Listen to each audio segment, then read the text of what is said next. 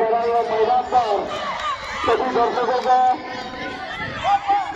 आज के सुबह की पहली किरण के साथ बहुत बहुत आपको शुभकामनाएं।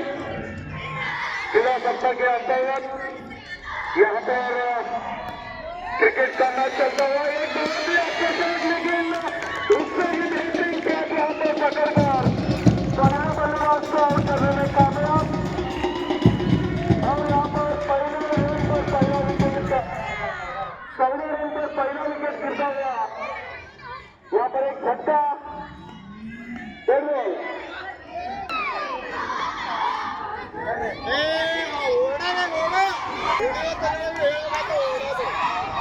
और दोनों मिलकर यहाँ पर एक टीम बनाया गया है।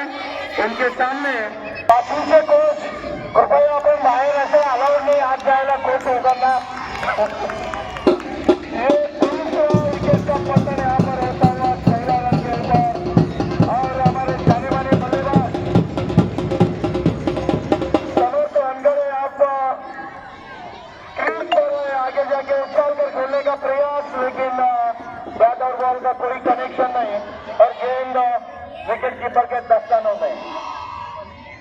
और नंदी ने गेंदबाजी का यहाँ पर खुदा संभालते हुए उनके सामने है समर्थ अंगरे और यहाँ पर बहुत बढ़िया